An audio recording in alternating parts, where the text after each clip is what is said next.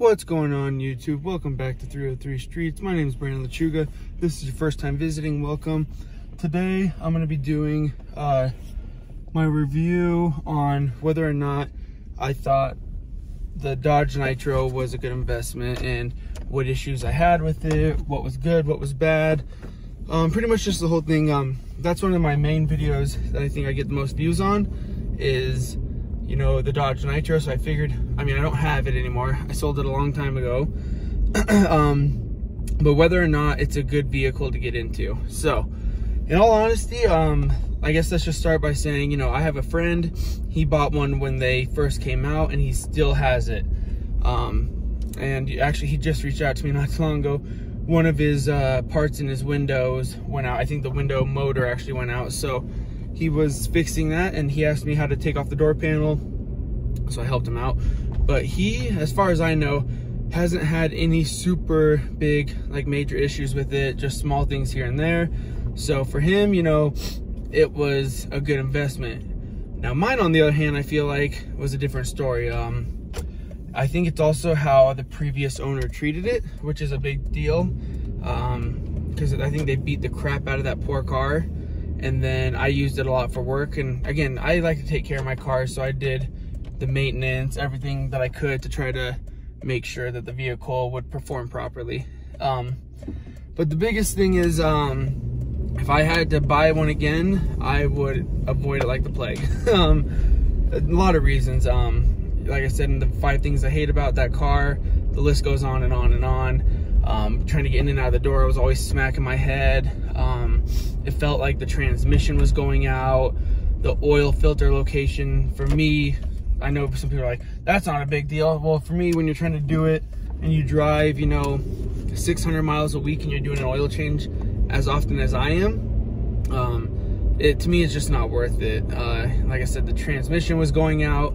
I would try to give it some gas and I could feel it, like, kind of not really pulling. It just wouldn't really work. It was, or it would work, but it was just really slow in reacting. Yeah, it was, for me, that car was just a bad vehicle. Like I said, the list goes on and on with that thing. For me, I didn't think it was very reliable. There was always something wrong with it. It was always leaking oil, leaking coolant. Like I said, I felt like the transmission was going out, but I had a warranty, so I would have to wait until it completely died out before I could, you know, replace the transmission. So all in all, that car was not a very good experience for me. You know, I've owned quite a few cars. I think a total of probably close to 10 to 15 different vehicles in my life. Again, bad car addiction. But that was one of the, between that and the Nissan Rogue, those were the 2 worst vehicles I ever owned. Well, and I guess my Neon SRT4. But again, that goes back to, again, the previous owner. They were mistreating it, beating it. And this did have a lot of miles on it. I think the Nitro ended up having close to about 160,000. So it had a lot of miles. Again, I was using it daily, driving it a lot. Again, close to around 600 miles a week. So it was getting a lot of wear and tear. But if you're getting up in the mileage, or you find one with a lot of miles on it, I would recommend just trying to avoid it. All it's going to do is cause you a lot of troubles and issues. It's not worth your time or money, unless, I guess, if you find one for a really, really good deal and you can find a warranty company that will help you cover the repairs and damages that happen to it, then it might be worth it. You know, I did like it. There was a lot of cool things about it, but all in all, it was, I feel like every other month I was doing something to it. If something wasn't leaking, something was going out. If that was happening, I had to replace something. You know, I tried to do the spark plugs on it, try to just change all the fluids all the time, keep it, you know, the maintenance up on it. But even that it was like too little too late with how many miles were on it. So yeah, if you're looking into one of those, just know you're gonna end up spending quite a bit of money. And people are gonna be like, oh, well, common sense, you know, it's got that many miles on it. Of course it's gonna start adding up. Well, we had a Mini Cooper that we had, the Mini Cooper Countryman that we had about 185,000 miles on. and there's only a few things I ever had to do to that car. I think I did the spark plugs, and then I think I did the differential oils, and then on top of that, there's somebody, when we bought it, one of the coolant L's feeding the coolant for the turbo, they replaced the L with a, what was it? I think it was a sprinkler system L. So of course it was melting, it was getting too hot, and it was melting, so it was leaking coolant. That's not the car's fault. That's the person that replaced its fault. When we originally bought it, they had did that. So that was, I think with the coolant, all the new parts, and the labor, it was like 300 bucks. So that's, and besides doing regular maintenance, oil changes, tires, stuff like that, that car, I never had any issues. That was a turbo, 2012, all 4S, whatever, something like that, 4LS or something, yeah, all 4S. And then, yeah, I've never had any issues with that car. So it does, like, mileage does matter, but it also matters who had it before you, and you don't know how they're taking care of it. And then if you stay up on your maintenance, and again, it just kind of matters on the brand of the car. You know, the Nitros are really cheaply made. Everything's pretty cheap in it, but it costs quite a bit to fix them. So if you're looking at one of the Nitros, in my opinion, I would avoid one over 100K, maybe 120K miles. If you can't see all the records and the history on that car, I would avoid it.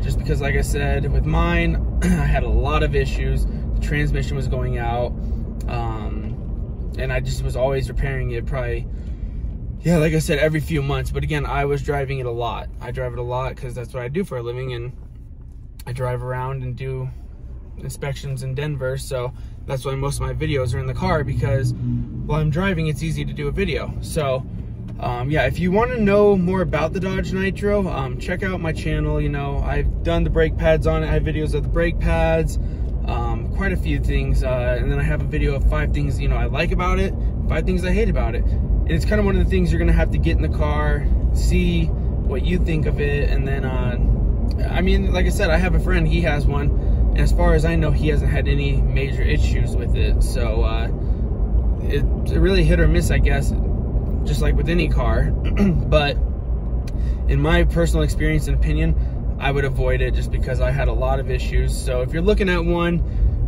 you know, definitely looking to get an extended warranty, because that's going to be huge, and it's going to save you a lot of money in the long run.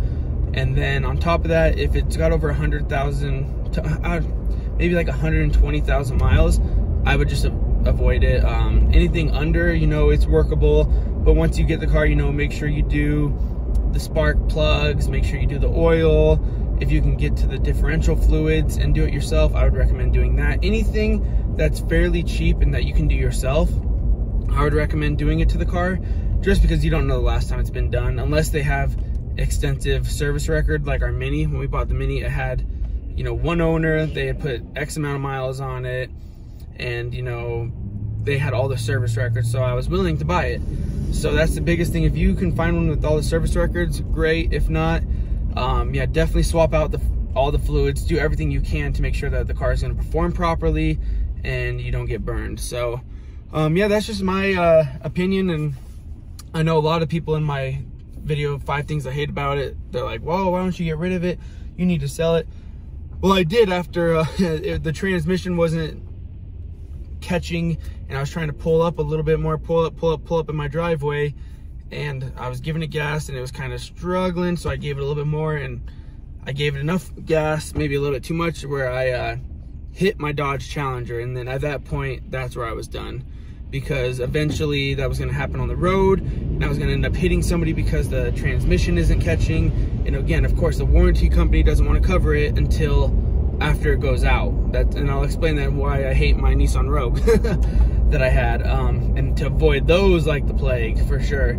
And I'll tell you why, because their transmissions are trash, and I'll do a whole video on that. But yeah, that was the last straw, because the transmission was going out, and again, warranty companies don't want to cover it until it does go out, and then they investigate it and all that kind of crap. So yeah, once it smacked my Challenger because the transmission was going out and doesn't want to be as responsive, that was it. So I mean, hopefully you like this video, hopefully this is helpful. Again, do more research on it. That's all I'd say, is check some articles and stuff like that and other people's experience. Like I said, some people had great experiences with it.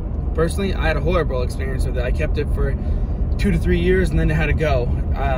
Again, my 1992 Geo Tracker, I had a lot less issues with the 1992 Geo Tracker that I had before that than I did with the Nitro. So, I mean, that says a lot. And that was my daily before that, because I was just driving around town doing inspections.